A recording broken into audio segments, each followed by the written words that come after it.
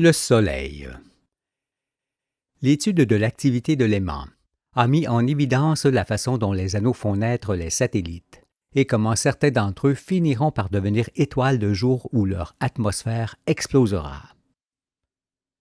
Il n'est pas difficile de comprendre qu'avant de briller, un astre doit se préparer à le faire, car il va de soi que l'étoile n'est point étoile. Non, avant l'explosion de son atmosphère, l'astre est une planète et, dès l'explosion, il est une étoile. Mais il s'agit du même aimant qui, d'un état, passe à un autre.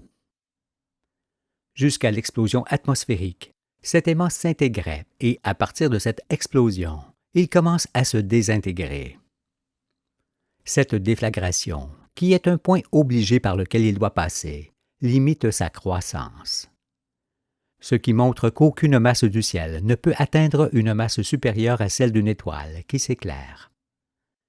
Cette explosion nous fait assister à la naissance d'une étoile nouvelle, à une nova, autour de laquelle se forme progressivement une couronne de vapeur qui passe tour à tour sur chaque planète, avant d'aller enrichir les nuages abondants de la galaxie.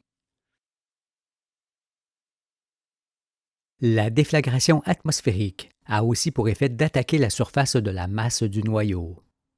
L'explosion s'installe alors dans la continuité, et l'astre brille en permanence. Comment une explosion peut-elle être continue? Il faut tout d'abord comprendre qu'une explosion ne peut être parfaite que s'il y a retour des particules sur le corps qui se désintègrent. Un corps peut fort bien exploser dans son volume, parce que la matière qui le forme assure elle-même le retour des particules pendant le bref instant où une portion explose. Mais la déflagration est d'autant plus parfaite et durable si le corps qui explose se trouve au sein d'un contenant indestructible, comme l'est la puissante magnétosphère des planétoiles. La formation du mur solaire. Nous savons désormais que le noyau d'un astre est en ferro-nickel et qu'un noyau composé de ce métal ne peut nullement exploser dans sa masse. Pourtant, ce noyau entretient l'explosion qui s'est produite à l'extérieur de celui-ci et au contact de sa masse, à partir de laquelle il se désagrège lentement et de façon fort simple, ainsi que nous allons l'examiner. Pour saisir ce qui se produit, imaginons que les hommes existent côte à côte sur toute la surface du globe terrestre et qu'à un signal, tous dirigent un jet d'eau vers le ciel, au sommet duquel se trouve une boule en équilibre. Cela aurait pour effet de former un véritable mur de boules lorsque celle-ci aurait atteint une vitesse ascensionnelle nulle et un poids nul, pour avoir été arrêtée par la pression de la magnétosphère. Ce qui signifie que le mur de boules serait en apesanteur totale. Si l'on suppose maintenant que la pression magnétosphérique augmente rapidement, cela a pour effet de rapprocher d'autant le mur de boules du sol. On peut comparer le comportement de ces boules à celui d'une balle que l'on fait rebondir entre la main et le sol. Car, lorsqu'on descend la main plus près du sol, la balle accélère son mouvement ou, au contraire, le ralentit lorsqu'on recule la main. Eh bien, c'est exactement ce qui se produit tout autour du noyau de l'étoile après l'explosion de l'atmosphère. Ceci est l'image d'un aimant qui passe de l'intégration à la désintégration de sa masse. Il s'agit d'une planète, telle le Soleil autrefois, qui se met soudainement à briller. Je rappelle que le Soleil était auparavant semblable aux planétoiles dont le noyau finira par se découvrir, en offrant ainsi une mer de métal en fusion portée à très haute température. Et c'est à cet instant que leur atmosphère sera prête à exploser. Nous avons vu que Neptune est certainement le plus près de ce phénomène, qui change une famille planétaire en famille stellaire. Durant cette longue explosion atmosphérique, il se produira la formation de ce fameux mur, qui est un globe, et que ces images expliquent en toute simplicité. L'explosion peut fort bien mettre 2 à 3 de nos jours pour se répartir uniformément autour du globe, tant les dimensions concernées sont grandes. Elle a donc le temps de souffler tout le métal, surtout que celui-ci n'est en fusion que sur peu de profondeur. Projetés du côté de l'espace, les atomes de ce métal façonnent immédiatement le mur à la distance permise par la magnétosphère. Ce mur est probablement semblable à une fine couche de métal qui englobe la masse. Mais il est forcément indestructible, parce que la magnétosphère qui le contient est elle-même indestructible. L'explosion peut ainsi continuer entre la masse qui se désagrège et le mur qui se reconstitue continuellement. La masse s'use parce que les particules qui la composent sont continuellement arrachées à sa surface par celles qui s'agitent. Le mur s'use également depuis l'extérieur de celui-ci, où la très haute température le change en gaz. Mais il se régénère continuellement de l'intérieur par les particules qui proviennent de la masse. Pour bien saisir ces mouvements et transformations, examinons d'abord la magnétosphère solaire. La magnétosphère solaire. Maintenant, nous savons que ce sont les planètes qui, par leur sollicitation et leur appétit, font ensemble fonctionner leur étoile. Il est donc certain que la puissance magnétosphérique du Soleil est égale à la puissance magnétosphérique de toutes ces planètes réunies. Ainsi que cela a été expliqué, les planètes consomment les anneaux du Soleil sur lesquels elles évoluent. De ce fait, elles tirent sur ses lignes de force et par conséquent sur sa magnétosphère qui descend sur lui d'autant. C'est pourquoi la magnétosphère du Soleil est égale à la somme des magnétosphères de ses planètes et de leurs satellites. Elle est si dense près de lui qu'on peut la voir en partie depuis la Terre, lorsque le Soleil est occulté par la Lune. Il s'agit de cette fameuse couronne lumineuse qui entoure son disque. Ces trois images montrent que si un changement d'activité intervient dans l'ensemble des masses planétaires, ce changement fait varier d'autant la pression magnétosphérique du Soleil. Ainsi, plus les masses planétaires, avec leurs satellites, augmentent en nombre, en taille et en activité, plus la magnétosphère solaire augmente sa pression et comprime son mur, comme on le voit. Inversement, si ces masses diminuaient, la pression magnétosphérique du Soleil diminuerait également en faisant reculer le mur 7 fois.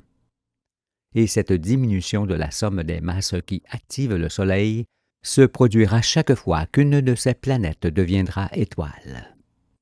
Cela signifie que l'activité et les dimensions du Soleil changent et changeront encore plus que ce qui est représenté. Outre ces variations de diamètre du mur, qui se font en fonction de la pression magnétosphérique du moment, ces trois figures illustrent également de quelle manière les atmosphères se compriment lors de la croissance des satellites. Il faut donc veiller à ne pas confondre le diamètre plus ou moins grand des atmosphères avec celui des masses des astres. Les masses sont approximativement les mêmes, leur différence de taille n'étant comparable qu'à celle qui existe entre les hommes.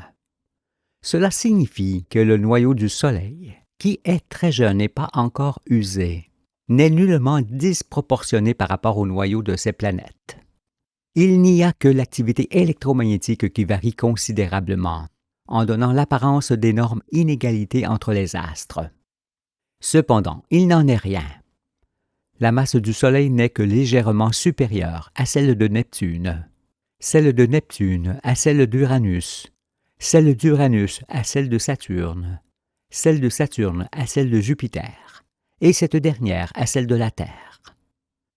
Il n'y a donc que peu d'écart entre le noyau terrestre et le noyau solaire.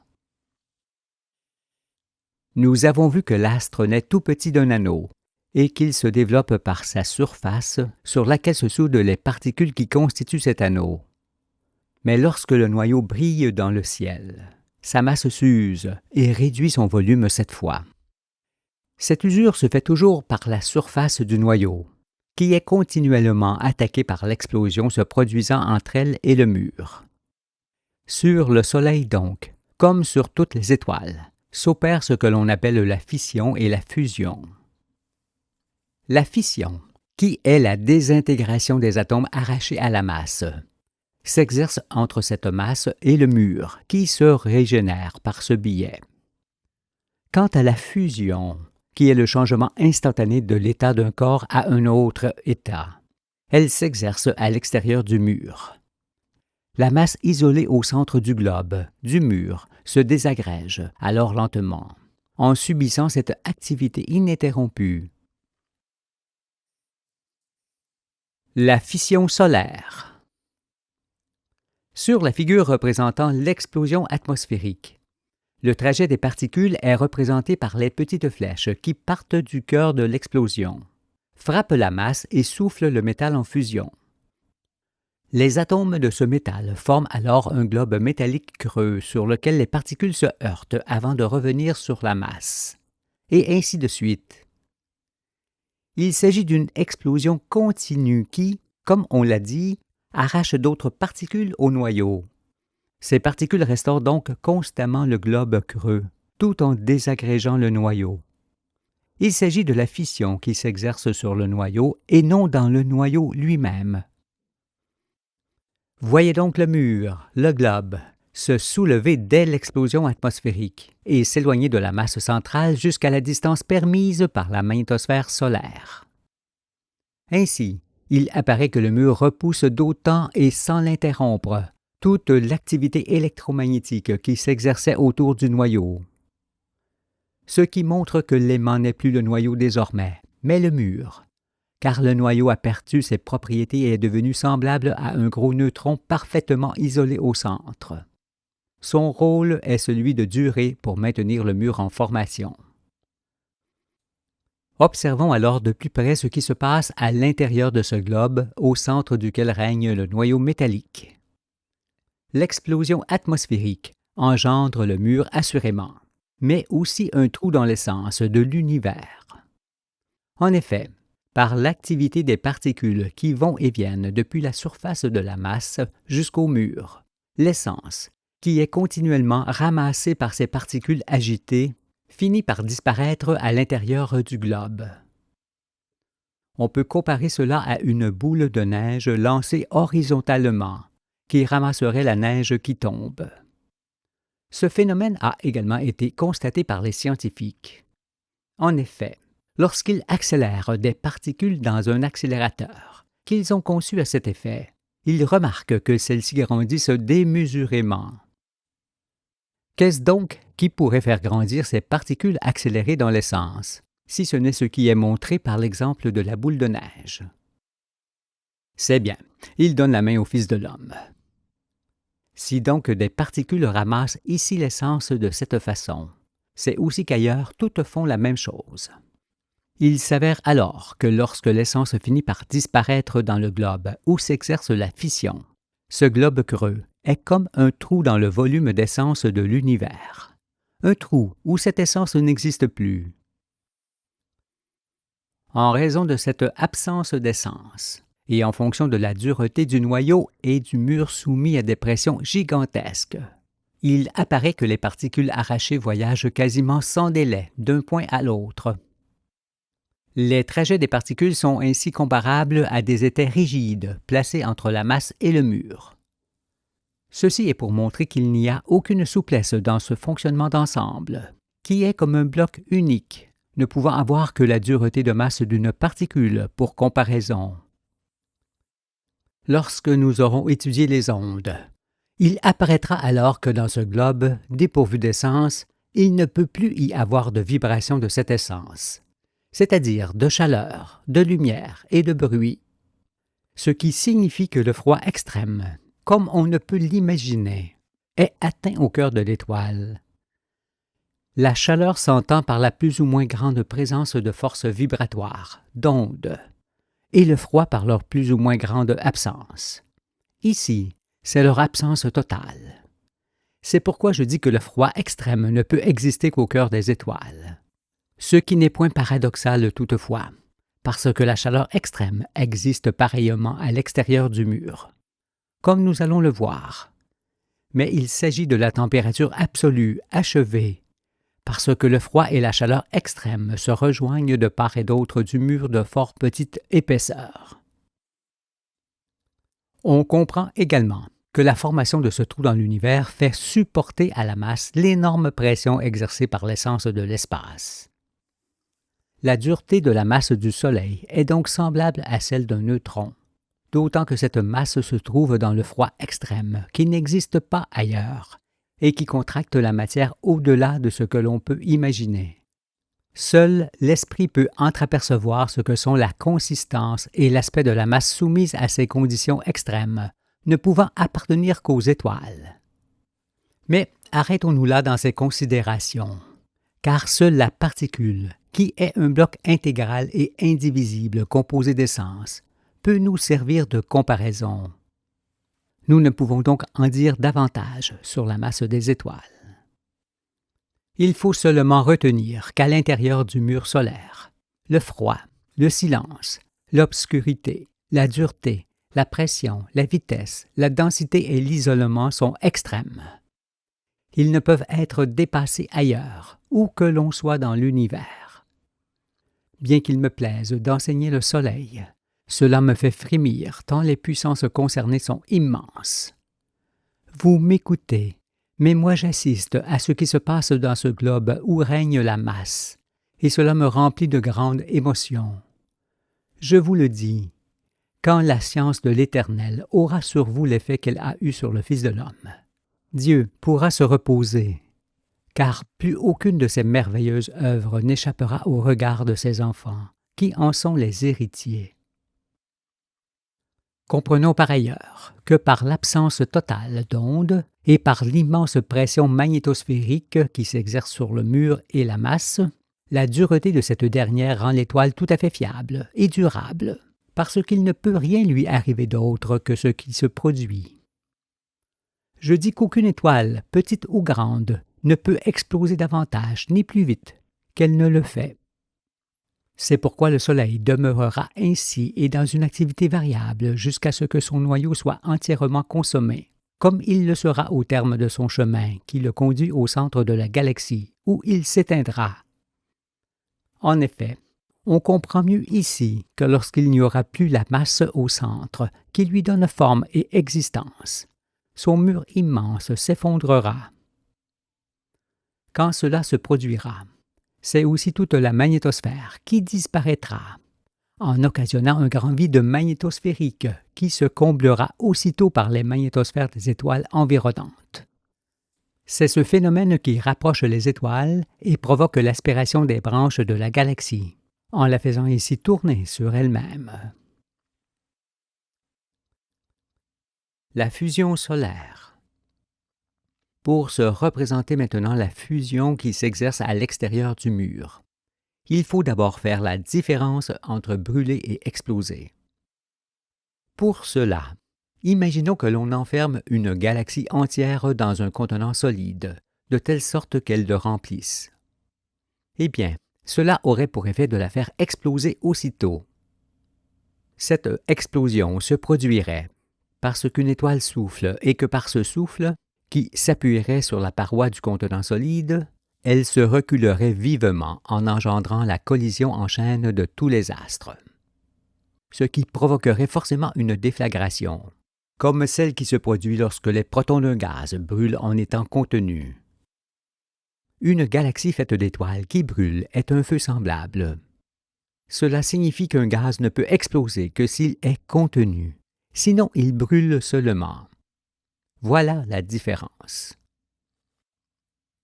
Puisque ce sont les planètes avec leurs satellites qui actionnent ensemble les étoiles, on est obligé d'en conclure également que la chaleur externe du Soleil est pour le moins égale à la somme de la chaleur de ses astres. Il s'agit évidemment d'une température fort élevée qui crée la fusion cette fois. Ici, sur le Soleil, à l'extérieur du mur, où s'exerce désormais l'activité électromagnétique qui isole la masse au centre.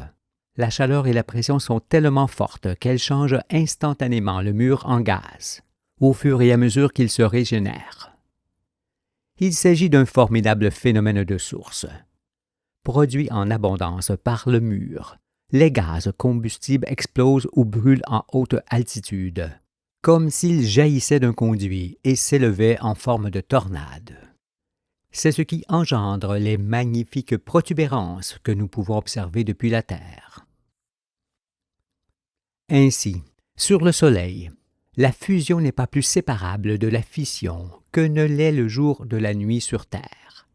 Car sans fission en premier, il ne peut y avoir de fusion durable ensuite. Mais il s'agit là de l'électromagnétisme poussé à son extrême activité, et qui n'a nullement besoin de matière dite radioactive pour provoquer la brillance des étoiles. Aussi, pour ne point nous perdre, n'essayons pas de mesurer ces phénomènes de température et de pression extrêmes que seule la puissance des astres peut atteindre. Il est du ressort du Créateur de faire exister le Soleil par sa science, celui de l'homme étant seulement de le comprendre et de jouir de ses bienfaits. Abstenons-nous alors de toute mesure, et contemplons maintenant notre astre du jour dans toute sa splendeur. Voici notre étoile dans toutes ses parties actives. On observe le noyau entouré de la zone de fission, délimité par le mur, à l'extérieur duquel se produit la fusion et ses effets. Le mur est porté à des températures et à des pressions telles qu'il se change instantanément et continuellement en gaz. Et ce sont ces gaz, fortement compressés par la magnétosphère, qui forment les gigantesques tornades que l'on a évoquées et qui occasionnent des protubérances. Ces explosions continuelles sont également les points brillants, tels des éclairs, que l'on observe sur le fond plus sombre de son disque. Si donc, nous observons le Soleil sans passer au préalable par le processus qui nous a conduits jusqu'à lui, nous pouvons croire, à cause de ses protubérances, qu'il est entouré de boucles semblables à de petites lignes de force. Mais le Soleil n'a d'autre boucle que celle formée par ces lignes de force que tout astre actif possède, et ne pouvant se trouver qu'à cheval entre deux hémisphères. Celui qui émet les lignes de force, le nord, et celui qui les reçoit, le sud. Ces protubérances ne sont donc nullement des boucles électromagnétiques, mais de gigantesques projections de gaz en feu, dues aux incessantes explosions d'hydrogène fortement comprimées et issues du mur porté à très haute température. Ces gaz tourbillonnants s'élèvent parfois très haut et reviennent en décrivant des boucles, parce que la puissante magnétosphère solaire les rabat aussitôt. Par la suite, nous verrons que l'activité du Soleil est variable, notamment tous les 11 ans. Ces changements d'activité provoquent de grandes protubérances, ainsi que les aurores boréales qui sont produites par l'accroissement d'essence émise par le Soleil, ainsi que par l'augmentation de puissance des lignes de force solaires, arrivant simultanément sur les deux pôles terrestres. Autre dimension du Soleil. Bien que cela puisse vous troubler, sachez que le disque du Soleil nous apparaît beaucoup plus grand qu'il ne l'est en réalité. Je dis que le Soleil est nettement plus petit qu'on ne le voit, car, en raison de son puissant rayonnement, tout ce que l'on observe de lui est très amplifié.